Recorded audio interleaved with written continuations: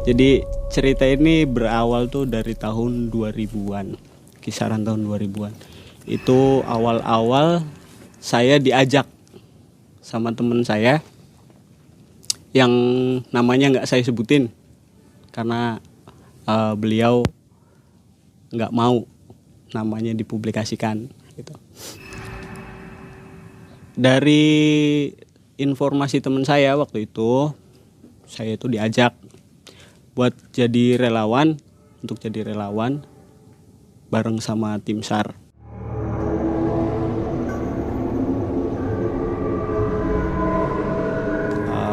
Di pencarian pendaki yang hilang itu di Ciremai, Gunung Ciremai. Di situ banyak kejadian-kejadian gaibnya yang mungkin di luar nalar. Nah, teman saya ini dia minta tolong karena ada salah satu kru dari tim SAR-nya itu berhalangan hadir. Di situ saya diceritakan bahwa ada 4 orang siswa atau siswi dari sekolah di daerah Kuningan naik gunung tanpa pendamping. Dari naik gunung tanpa pendamping itu mereka nekat, bermodal nekat dengan peralatan seadanya dan pengetahuan seadanya, Kang Ei. Mereka berangkat ke sana gitu kan. Nah, sesampainya di sana salah satu teman mereka itu nggak ketemu, tersesat di sana. Jadi yang 3 turun, yang 1 di belakang itu terpisah. Menurut kesaksian mereka, mereka coba cari lagi ke sana, tapi setelah beberapa jam, mungkin hampir seharian di sana, mereka nggak menemukan gitu temannya, nggak ketemu. Jadi balik lagi ke bawah, turun lagi dan minta tolong sama tim regu yang sedang berjaga di sana untuk ikut membantu mencari teman mereka. Total kru yang ada di sana itu dengan 2 orang relawan dan 3 teman korban itu totalnya semua ada 18 berarti. Ada 18 orang termasuk saya. Saya dikasih tahu, diberitahu sama teman saya itu subuh jam 4 pagi lewat telepon. Saya angkat, kenapa? Saya kira ada masalah apa atau seperti apa gitu kan. Saya angkat, ternyata dimintai tolong untuk jadi tim relawan. Oke, saya iyakan. Jam 6 pagi saya udah sampai di lokasi di bawah kaki gunung. Sebelum mulai pendakian ya seperti biasa kita berdoa dulu di sana, sarapan dulu, menyiapkan segala sesuatu perlengkapannya dari mulai yang kecil sampai segala macam gitu kan. Dari awal-awal saya naik ke pos 1 sampai datang di pos 1 itu, menurut kesaksian mereka, kita itu naik 18 orang. 18 orang dan hampir semuanya itu saya hafal. Hampir semuanya saya hafal, termasuk korban juga. 3 teman korban juga saya hafal. Tapi setelah di absen, total kok jadi 19 orang. Ada salah satu, saya kira itu dari teman atau keluarga korban juga yang ikut, ternyata bukan. Nah, dari awal-awal mulai udah punya perasaan aneh di situ. Punya perasaan aneh, kok ini orang nggak ada ngomongnya.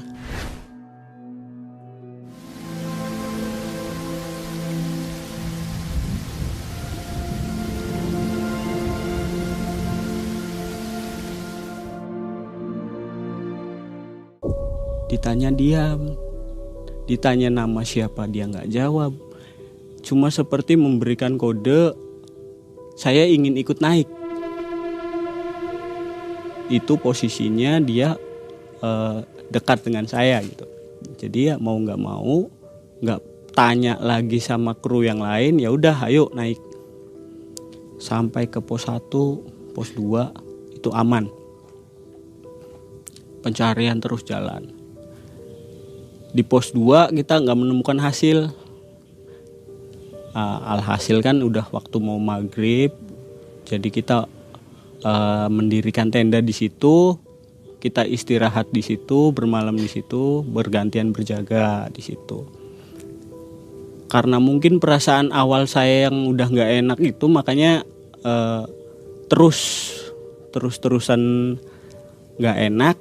Saya ngomong, cerita, kok perasaan saya nggak enak ya sama teman saya, sambil ngeliat ke si pendaki yang ikut dari awal tadi, tapi dia nggak mau menyebutkan nama.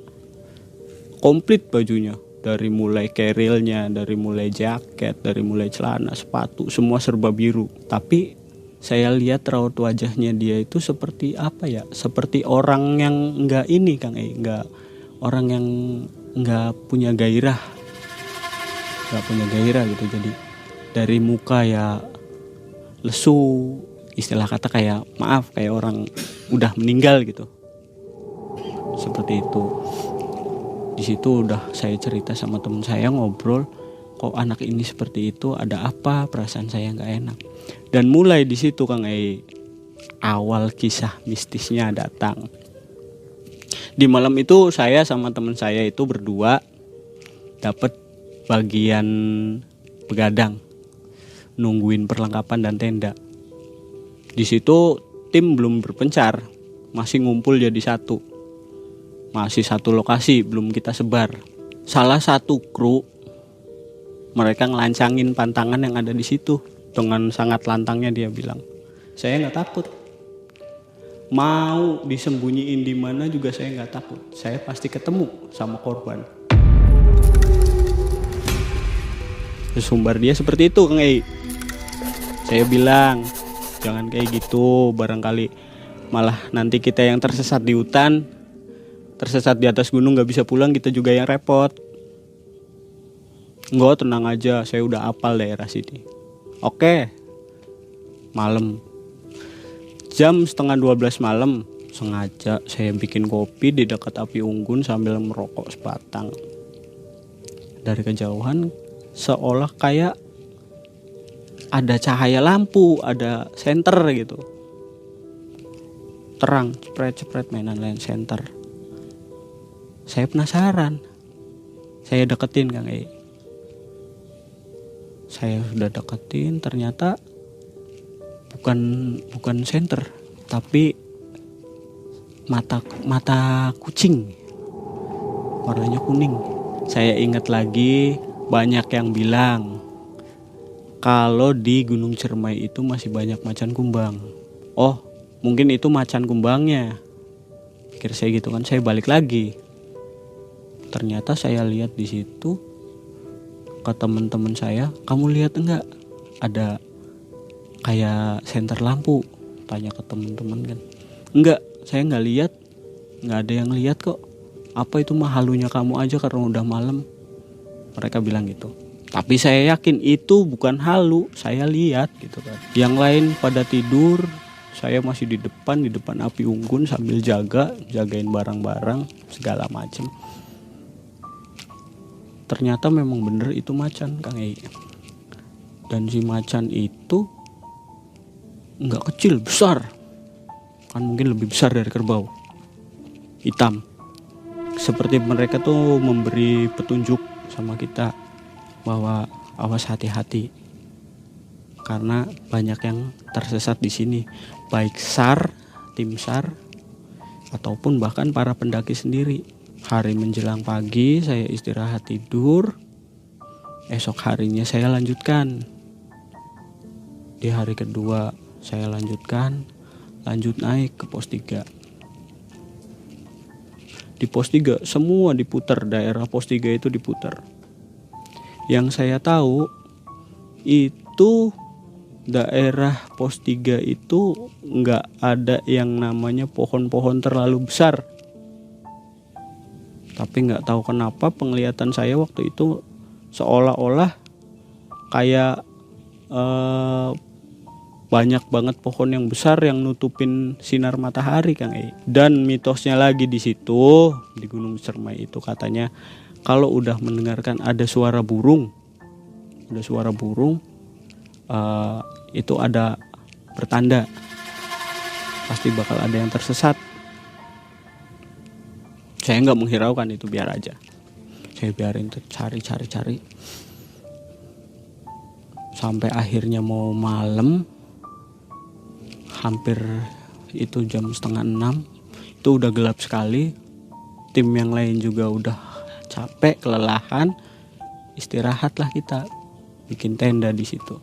Selesai bikin tenda kita makan di situ, makan rame-rame ngobrol segala macam.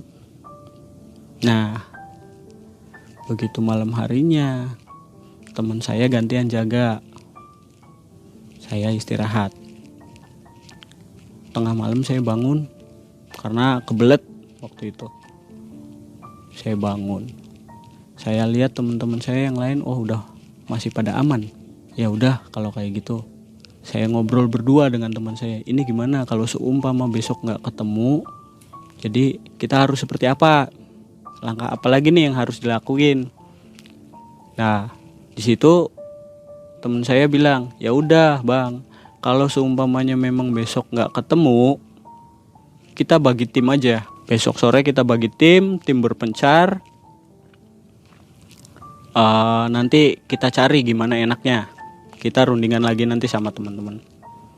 Setelah kita ngobrol berdua, ternyata si pendaki yang pemula, ya kayaknya bukan pemula, si pendaki yang dari awal ikut dengan kita itu, yang tadi minta itu, seperti ngasih tahu kode-kode yang aneh gitu Kang Ei. Dari mulai dia naik pohon sendiri, pohon besar dinaikin, naik dia, turun lagi, lari lagi, narik saya, seperti minta tolong, seperti ngasih larangan jangan dilanjutkan. Di situ saya nggak pikiran macam-macam, karena apa? Yang namanya relawan pastikan rela gitu, apalagi buat kemanusiaan gitu kan. Sampai jam 4 pagi mau subuh, nih anak kok seperti ini terus, gelagat aneh terus,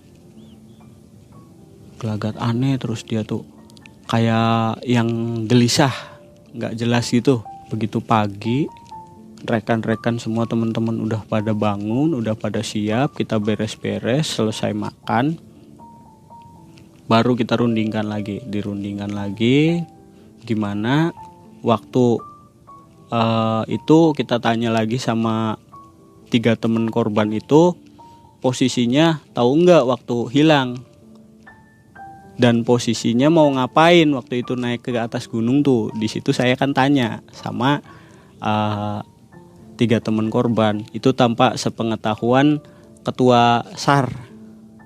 Pribadi saya tanya sendiri, dan akhirnya mereka jawab, waktu itu saya mau naik ke sini itu iseng, karena saya dan korban itu diledekin sama teman saya. Katanya, kamu cemen, saya udah pernah naik gunung, kamu belum, kenapa nggak berani, katanya. Berani dong, ayo modal nekat, saya aja modal nekat berani, cerita si teman korban tersebut. Alhasil mereka itu berempat berani nekat ke sana. Dan kenapa sampai akhirnya pulangnya cuma bertiga? Yang satu kemana, kata saya kan. Ya itulah mas, saya nggak tahu, karena posisinya dia paling belakang, saya di depan bawa peralatan, yang lain ada di tengah nggak mengawasi, tapi sempat ngobrol. Seingatnya di mana posisi waktu hilang itu, ada di pos 4 atau pos 5 itu. Seingat mereka katanya. Karena sampai baru sadar itu udah ada di bawah, udah siap beres-beresin tas, mau manggil angkot atau kendaraan, baru sadar bahwa si korban itu nggak ada. Mereka udah sempat cari lagi ke atas, tapi nggak ketemu. Hampir seharian mereka cari ke atas nggak ketemu. Makanya mereka balik lagi dan minta tolong sama SAR, tim SAR. Itu cerita mereka ke saya. Setelah cerita mereka, akhirnya ketua memberanikan diri untuk menyebar. Jadi kita itu total semua jadi 19 orang, dengan yang satu saya nggak tahu siapa namanya dan orang dari mana. Saya pikir dia keluarga korban, ternyata bukan. Jadi total semua 19 dibagi 4 regu.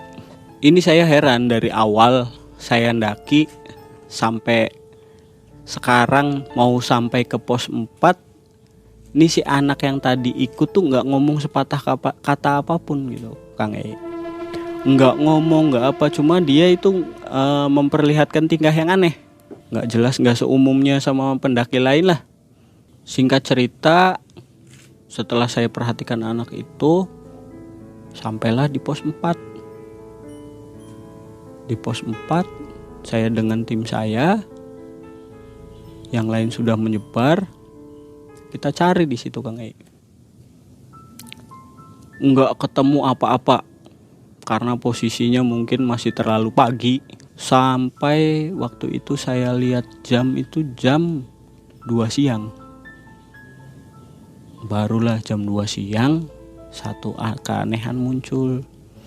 Mungkin yang disebutnya penghuni, mungkin saya juga nggak tahu. Tapi waktu itu saya ngelihat orang atau sosok itu orang biasa, nenek-nenek cari kayu bakar biasa, pakai kebaya, bawa samping sambil manggul kayu gitu kan, di belakangnya banyak kayu gitu kan. Saya nanya, diartikan dalam bahasa Indonesianya, "Nek, mohon maaf, saya mau nanya kalau di sini tempat istirahat yang enak itu kira-kira di mana?" Karena posisinya kan waktu itu saya kurang hafal daerah situ. Teman-teman di regunya saya atau di timnya saya juga kurang hafal daerah situ, Kang E. Si nenek itu bilang, "Adek naik aja ke atas. Nanti di atas di dekat pos 5 itu ada batu. Ada batu, hamparan batu banyak katanya di situ. Di situ tempat enak buat istirahat, nyaman. Nanti juga di sana rame, banyak orang-orang yang jualan atau apa." Oke lah, saya nurutin. Tanya kan saya sama teman saya, "Bro, gimana? Mau?" "Ya udah lanjutlah, tanggung sedikit lagi." Sampai di sana itu habis asar, Kang E. Memang benar posisinya. Nyampe di sana di batu, tempatnya nyaman, enak. Ada angin, nggak terlalu gersang panas gitu kan. Cuma mataharinya lumayan redup gitu, nggak terlalu terik banget. Posisinya juga rame. Ini yang saya heran, yang bikin satu keanehan itu, ini gunung atau tempat rekreasi? Kok banyak orang jualan kayak pasar kayak gini gitu? Banyak banget orang jualan. Ya kayak umumnya orang jualan di pasar aja gitu, Kang E. Saking laparnya karena kita bekal ketinggalan sama tim sebelah.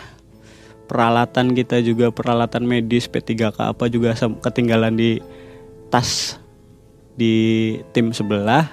Ya mau gak mau kita pakai uang seadanya gitu kan. Kita tanya, ada yang jualan makanan waktu itu, Kang E. Bekakak ayam.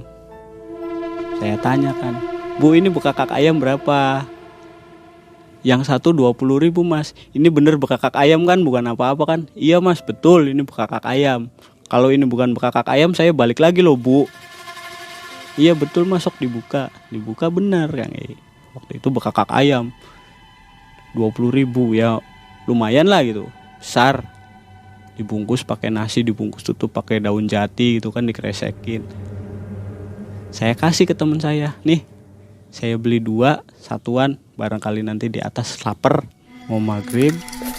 Karena cari air di situ waktu itu susah, dan kebetulan air cuma ada untuk minum, jadi kita tayamum di situ, jamaah sholat maghrib dulu di situ. Tapi yang herannya, dengan salah satu pendaki ya itu yang tadi ikut sama saya itu, yang nggak ngomong sama sekali, seolah seperti orang bisu tuli, dia nggak mau, malah cenderung lebih menghindar jauh Kang Ei. Setelah sholat kita berunding sama teman-teman sambil makan. Dan si bekakak ayam itu yang ada di keril atau di tas itu kita buka. Makan bro, udah lapar lah, keburu lapar. Kalau orang lapar pasti bawaannya marah, kata saya itu. Apalagi udah capek. Ternyata begitu dibuka, brak. Yang tadinya ayam utuh, pakai nasi, pakai lalapan, ada sambel, itu berubah jadi orok. Janin bayi dengan kondisi yang udah busuk, dibungkus pakai daun jati. Wah, saya kena prank. Saya kena prank ini, udah gak ada lagi. Mau balik lagi turun ke bawah, saya gimana gitu kan, pasti jauh lagi. Jadi kan kita gak jadi makan tuh kayak gitu. Simpan, udahlah saya jauhin aja tasnya, taruh situ. 2 ekor macan kumbang itu datang. Nggak ngurak-ngurak tas, nggak apa, cuma dia duduk ngelingker di tas itu, mondar-mandir di depan saya. Nggak lama si nenek yang tadi ketemu di pos 4 itu datang. Itu kalau nggak salah kurang lebih itu jam 9, setengah 10-an.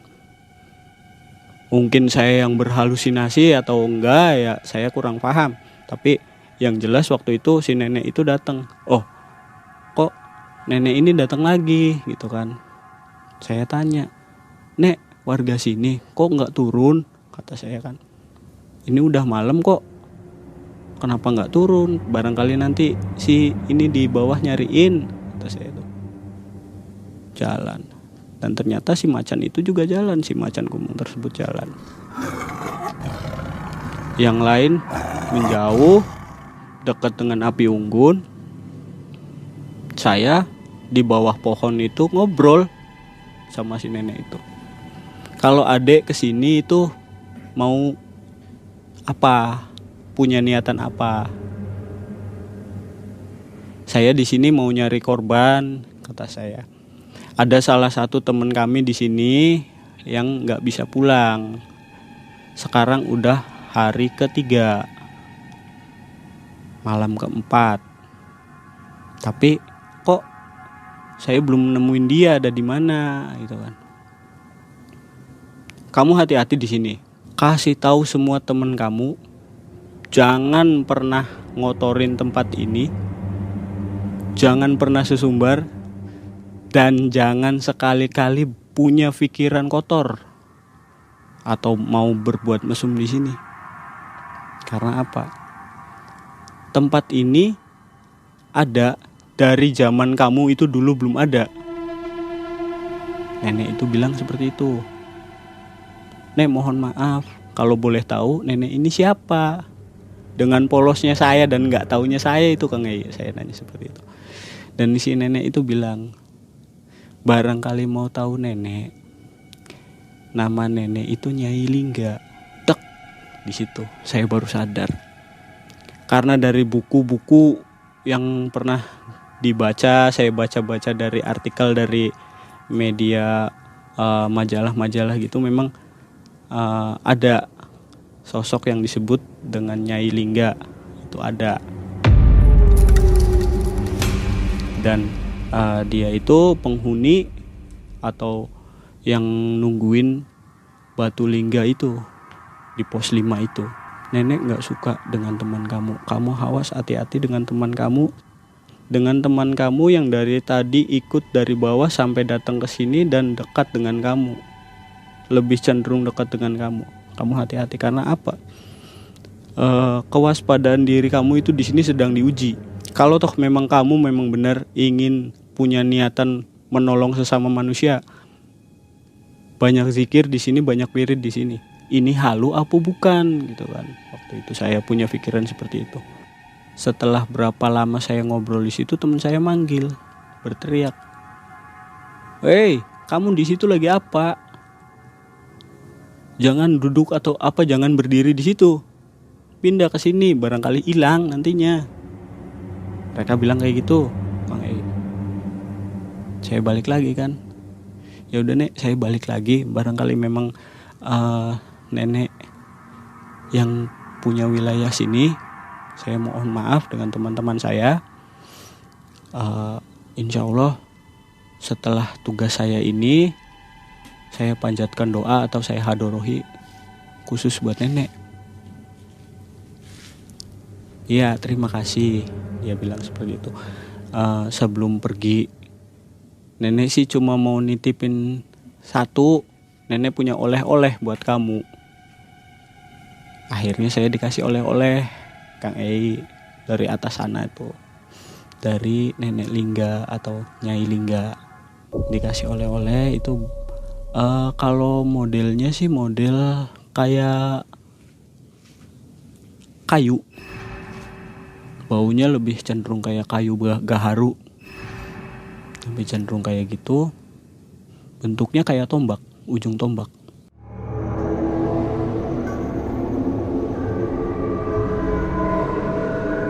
Ini kebetulan saya bawa. Saya juga nggak tahu ini bener atau enggaknya, saya nggak tahu. Cuma karena ini amanah, makanya sampai sekarang ini saya pegang. Ya bukan maksud kayak gimana, yang namanya amanah ya wajib dijaga, betul nggak Kang Ei? Saya juga sempat dikasih tahu cara pakainya, cuma sampai sekarang kalau dulu iya ini pernah dipakai dan pernah bisa sempat bekerja. Cuma kalau sekarang kayaknya nggak tahu saya tuh efeknya. Kalau efek sih sebenarnya ini nggak ada efek sih Kang Ei. Ke saya sendiri ini nggak ada efek. Kalau si nenek itu bilang ini kompasnya dia, petunjuk arahnya dia. Kalau kamu mau cari sesuatu yang hilang di sini, pakai petunjuk arahnya nenek, katanya. Cara makainya gimana? Simpen aja di air, nanti diikutin aja larinya kemana. Jadi waktu itu setelah saya ngobrol sama si nenek tersebut, saya balik lagi sama rombongan saya ngobrol. Kamu di sana kenapa? Saya ngobrol sama nenek-nenek yang tadi di bawah, kamu tahu nggak? Nenek-nenek apa? Orang dari tadi saya nggak ketemu sama nenek-nenek, nggak apa. Pikiran kamu udah ngaco juga, udah terlalu capek. Pulang aja sana, pulang. Mau pulang juga pulang gimana ya? Orang udah malam kan. Kejadian yang saya alami kayak gitu, teman saya nggak percaya. Udah jangan anuin hal mistis udah di sini. Dia bilangnya gitu. Jangan peduliin sama yang kayak gituan. Udah jalan aja. Akhirnya malam itu kita istirahat, besoknya kita jalan. Itu yang namanya kita kayak kena apa ya, kalau bahasa Cirebonnya sih kena oyod mingmang. Oyod mingmang tuh jadi kita pikiran kita kosong, muter-muternya cuma muter-muter di tempat itu aja Kang. Muter-muter di situ aja sampai malam. Saya berhenti kan, astagfirullahaladzim, ya Allah, saya ini niat mau nolong sesama, niatan saya baik, kenapa kok saya seperti ini gitu kan. Di situ saya ingat kata si nenek itu kan, ya saya bukannya mau percaya dengan hal yang seperti itu. Yang namanya ikhtiar kan ya tetap aja ikhtiar. Di situ saya coba, ternyata memang benar. Air yang saya taruh di rantang lalu saya kasih itu, dia jalan seolah nunjukin arah gitu kan. Saya ikutin, temen saya di belakang ngomong kasar Kang wah kamu ini loh itu apa segala macam, bahasa kasar dia keluar semua. Kalau dengan cara seperti itu kamu mau nyesatin kita, udah diem, kata saya itu. Kita di sini sama-sama nyari korban, kita juga udah jauh ketinggal sama teman-teman yang lain. Sampai mau datang ke pos 6, saya sama temen itu udah hampir ini sih, kalau apa namanya, kalau bahasanya itu sih udah mau celaka. Nggak kelihatan, nggak apa, yang tadinya terang, yang tadinya apa namanya, nggak ada semak belukar, nggak ada pohon-pohon besar, tahu-tahu ada pohon besar. Kita jalan aja terus jalan. Giliran kita jalan, seolah kayak ada yang ngingetin, awas, hati-hati. Saya berhenti, teman saya jalan. Itu kalau saya nggak kelihatan, teman saya nyemplung ke jurang, udah ngelundung, mati aja tuh anak.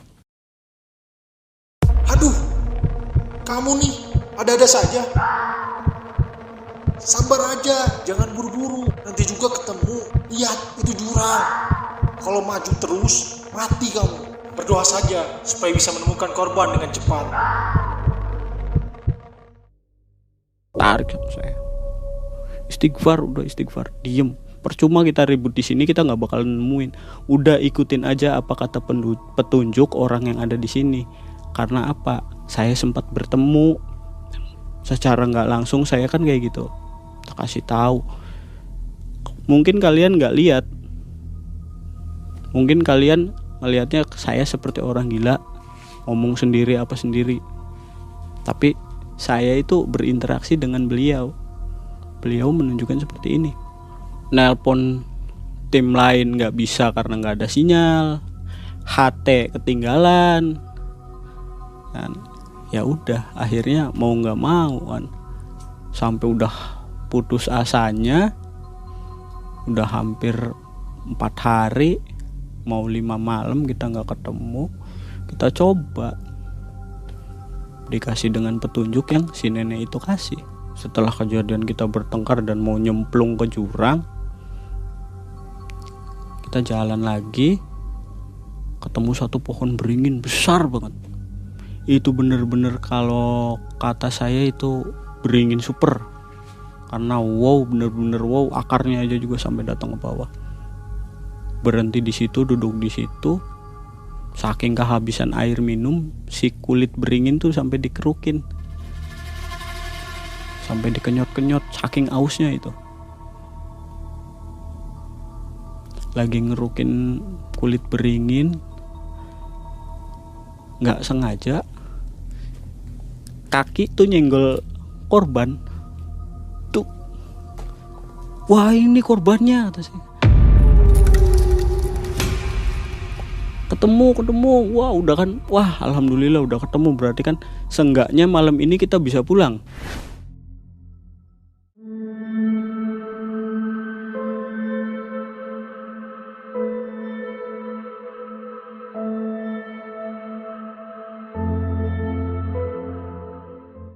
Seenggaknya malam ini kita bisa istirahat lebih tenang gitu kan. Akhirnya setelah ketemu, itu posisi udah tas jatuh ke bawah, dia kakinya udah ke atas, ke sangkut sama akar-akar pohon beringin. Tapi dicek urat nadi, nafas tuh masih ada, muka juga masih seger, masih layaknya orang hidup aja Kang. Wah, korban selamat nih, pikir saya kan. Sampai datang di akhirnya itu kita evakuasi korban itu, ini mulai gangguan datang lagi. Itu pendaki yang katanya nggak bisa ngomong tadi, saya sebutin nggak bisa ngomong tadi, yang seperti bisu tuli itu, dia interaksi sama teman saya. Di situ dia baru ngomong kalau saya tuh seperti ini. Nggak lama lah setelah itu, kita singkat ceritanya langsung kita evakuasi. Kita juga semua langsung turun ke bawah. Pikir udah nggak apa-apa, malam juga paling nyampe ke sana, nggak terlalu malam pikir saya Kang. Nyampe datang ke pos 3, teman saya yang tadi ngobrol sama si pendaki yang tadi itu nggak ada. Jadi kita yang nolongin korban, tapi kita yang jadi korban. Saya punya inisiatif langsung kan, wah ambil senter, saya naik langsung ke atas, cari di sana. Di sana saya ketemu dengan teman saya itu. Dia udah duduk di bawah batu, posisi badan menggigil, mata udah nggak ada, ya diibaratkan sih dia udah aneh lah gitu Kang Ei. Dia udah nggak bisa, kayak udah nggak fokus aja. Di situ saya tanya, "Hei, kamu kenapa? Kok diem di sini? Nggak cepetan ikut pulang? Katanya kamu ribut aja mau pulang, capek," katanya. "Tapi kenapa kamu masih di sini? Ayo cepet." "Saya nggak mau pulang. Saya nggak bisa pulang. Saya ditahan sama orang. Gimana cara saya bisa pulang?" Dia bilang gitu sama saya. Saya harus kayak gimana? Saya nggak banyak pikiran, udah kayak gimana. Korban udah ketemu, saya nyelamatin teman saya juga. Akhirnya saya papah. Udah, tasnya tinggal di sini, bodo amat, mau ada yang ngambil atau apa bodo amat. Udah, kamu pulang sama saya. Saya pulang, bawa pulang. Nyampe di pos 3, saya cek korban. Si korban masih keadaan bernafas, dia masih ada denyut nadi, cuma posisi nggak sadar. Di situ saya cari regu lain, alhamdulillahnya ketemu dengan regu lain. Saya kasih minum, saya kasih makan dulu. Di situ teman saya tanya, "Kamu di atas sama siapa?" "Sama anak yang tadi pakai jaket biru," dia bilang. Dia cerita apa? Jadi dia itu dulu punya keinginan pengen daki ke sini, tapi dia ngedaki tuh pengen sampai di pos 8. Dia ke situ mau minta pesugihan si pendaki itu, pendaki misterius itu. Dan setelah saya tanya, alhamdulillah teman saya udah mulai sadar. Saya bawa ke bawah, jalan lagi ke bawah. Saya udah kumpul apa sama teman-teman, sama temannya 3 teman si korban itu ketemu. Langsung kita evakuasi korban ke rumahnya. Setelah kita evakuasi, nyampe ke rumahnya, disambut dengan ibu dan keluarga korban tersebut. Si korban direbahin di ranjang depan. Ternyata si korban itu udah meninggal.